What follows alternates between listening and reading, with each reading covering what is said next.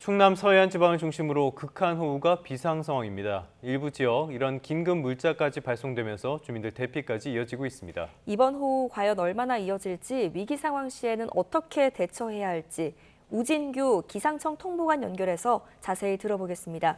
나와 계시죠? 네, 안녕하십니까. 통보관님 안녕하십니까? 지금 저희가 여러 차례 전해드렸는데요. 충남 지방에 최대 100mm가 넘는 물폭탄이 쏟아졌다. 지금 상황에서 비가 가장 많이 오는 지역은 어디입니까? 네, 이 시각을 기준으로 해서 가장 강한 비가 내리고 있는 지역은 앞서 말씀하신 서산과 동진 부근이 아직도 매우 강한 비가 내리고 있습니다. 이 지역을 중심으로는 시간당 60에서 최대 100mm의 강한 비가 지금 지나고 있는 상태고요.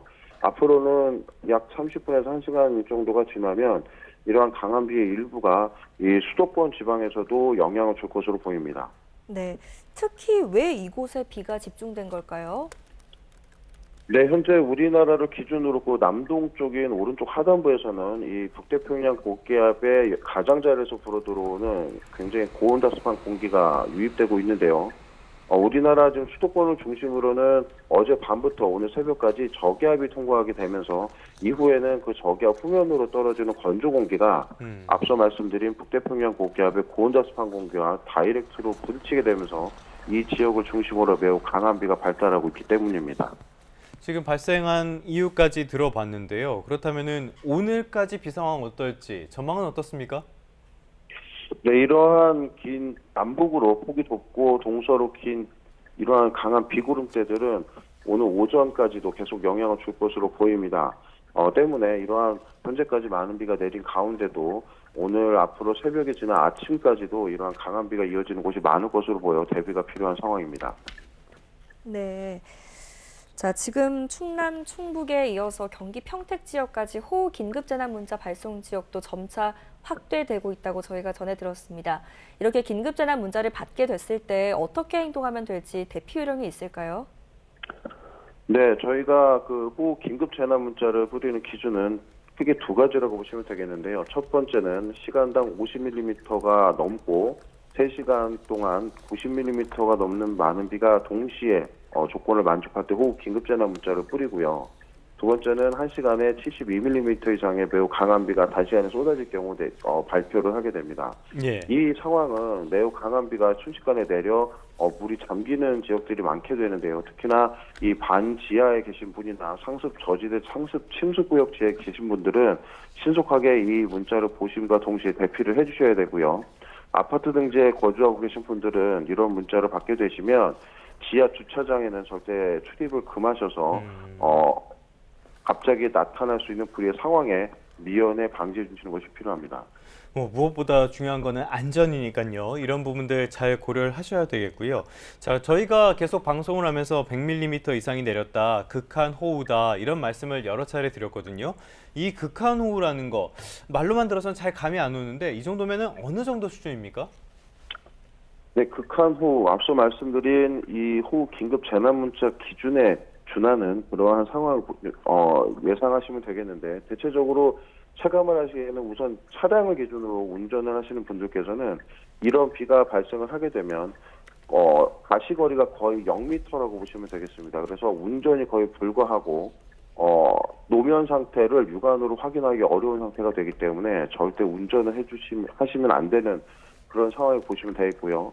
우산을 쓰고 밖에 있다라고 가정을 했을 때는 거의 단시간 한 5분에서 10분 사이에 이 우산을 쓰고 있는 게 의미가 없고 온몸이 다 젖을 정도로 매우 많은 비가 내린다고 보시면 되겠습니다. 네. 서해안 지역에는 강풍, 바람도 문제입니까 지금?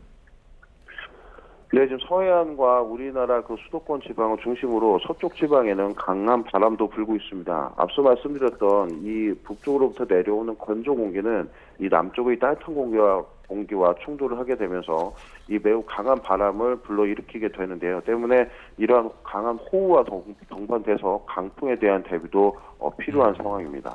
네.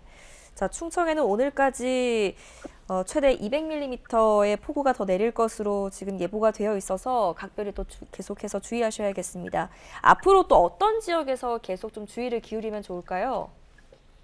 네, 현재 서쪽 지방, 우리나라 충청도 등 수도권과 이 중부 지방을 중심으로 강한 비가 내리고 있는 이 비구름은 앞으로 강원 영동 지방으로도 계속 진입이 될 거고요. 때문에 우리나라 중부 지방 전역을 중심으로는 주의가 필요하다고 보시면 되겠습니다. 그리고 이 남부 일부 지방에서도 지금 점차 북태평양 고기압 가장자리에서 들어오는 고온다습한 공기가 강하게 유입되면서 예. 산발적으로 시간당 30에서 50mm의 강한 비들이 국지성 소나기 형태로 내리고 있습니다. 그래서 이 지역을 중심으로도 주의가 필요한 상황입니다.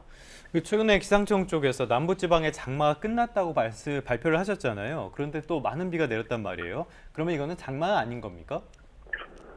현재 저희 나라에서 중부지방을 중심으로는 장마가 종료되지 않고 아직 이어지고 있습니다. 그리고 네. 이 영향으로 정체전선에 준하는 그러한 강한 비구름대들은 현재 충청도와 수도권 등 중부지방을 중심으로 이루어져 있고요.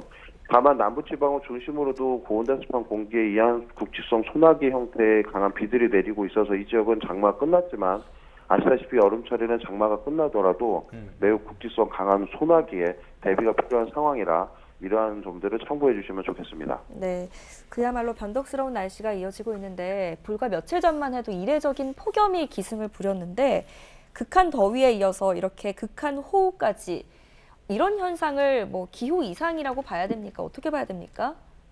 우리나라는 2000년대를 접어들기 시작을 하면서 이와 같이 장마 기간임에도 불구하고 폭우와 폭염이 상존하는 극한 기상 현태가 자주 나타나고 있습니다. 한 번에 강한 비가 많은 형태로 해서 쏟아지고 그 이후에 비가 안 온 날이 수일 지속되면서 이 폭염과 같은 매우 극한 더위에 우리나라가 이제 노출이 되게 되는데요. 네.